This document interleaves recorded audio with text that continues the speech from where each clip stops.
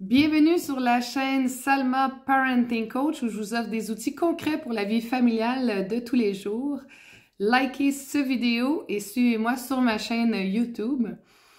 Aujourd'hui, j'ai envie de vous parler de cohérence. Cohérence et également, je vous dirais, d'intervention 1, 2, 3. Ce que je veux en venir, est-ce que ça vous arrive parfois de dire à vos enfants quelque chose, mais de ne pas appliquer ce que vous avez dit? Oui, c'est sûr que j'entends des oui derrière. Parce que même moi, en tant que maman, parfois, je vais dire des paroles et finalement, je me suis vraiment pas... je me suis trompée, j'aurais pas dû dire ça, puis je suis dans le champ parce que je sais que je vais pas appliquer ce que je viens de dire. Et là, je mets un contexte. Si tu fais pas ça, il va y avoir telle conséquence, mais au bout de la ligne, ça te brime toi. Là. Il y aura pas de télé, puis au bout de la ligne, ben, tout le monde a envie d'écouter la télé, puis tout le monde est pénalisé à ce moment-là. Quand je dis cohérence, un enfant qui saute sur un divan, si on n'est pas d'accord avec le fait qu'il saute sur le divan, je pense que c'est pas nécessairement important d'aller le retirer, de le mettre en punition. Par contre, c'est de dire à l'enfant, on doit s'asseoir sur le divan, on n'est pas d'accord que tu sautes. D'un ton ferme pour que l'enfant comprenne la consigne. Lorsque l'enfant n'écoute pas notre consigne, on est rendu au deuxième avertissement et c'est là qu'il faut mentionner à l'enfant qu'il va y avoir une conséquence.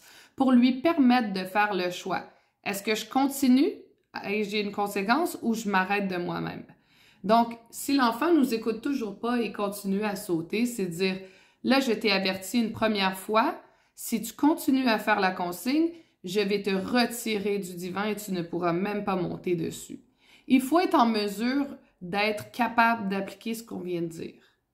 Donc, si on n'a pas le temps puis qu'on est sous la cuisinière en train de faire le souper, et que notre enfant continue à sauter sur le divan et qu'on ne peut pas intervenir adéquatement parce que c'est hors de notre contrôle, ben on ne peut pas arriver à donner cette conséquence. C'est là d'où je viens la cohérence. Il faut que ça soit cohérent. Si on a le temps de le faire, c'est que on dit à notre enfant, tu n'as pas écouté la consigne, je t'ai laissé de faire le bon choix, tu as décidé de continuer, voici la conséquence, tu ne peux pas embarquer sur le divan.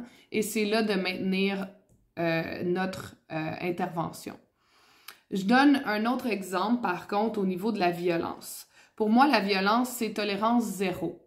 La violence, c'est vraiment important. Très, très jeunes, quand ils sont petits, comprennent pas vraiment et que c'est leur moyen de mécanisme de réaction, c'est différent. Là, il faut agir vite, il faut leur dire le bon comportement souhaité, mais arrivé à un âge de 2 ans et demi, 3 ans, ils commencent à comprendre davantage. C'est important de les retirer. Le retrait va venir automatiquement pour permettre à l'enfant de comprendre qu'il a fait quelque chose de pas bien et de revenir sur la situation par la suite. C'est inacceptable d'avoir donné un coup de pied à ton frère. On va réfléchir un petit moment, on met une minuterie et là, l'enfant va se lever une première fois, va se lever une deuxième fois, va se lever peut-être 15 ou 20 fois. L'important, c'est d'être neutre, de ne pas montrer qu'on est triste, fâché, heureux ou quoi que ce soit. C'est important d'être le plus neutre possible et de retourner l'enfant jusqu'à temps qu'il fasse son 3 ou 4 minutes et qu'on reprenne la situation avec notre enfant. Quand je dis reprendre la situation, c'est de verbaliser. S'il n'est pas en moyen d'utiliser des mots, c'est de l'aider à faire le processus avec lui. Qu'est-ce qui s'est passé? On a donné un coup de pied à notre frère. Est-ce qu'on a le droit de faire ça? Non. Comment on pourrait faire à l'avenir? Et là, on peut utiliser papa, maman qui peuvent venir nous aider ou intervenir. Donc, là, je viens de donner plusieurs concepts du zéro, violence, tolérance zéro.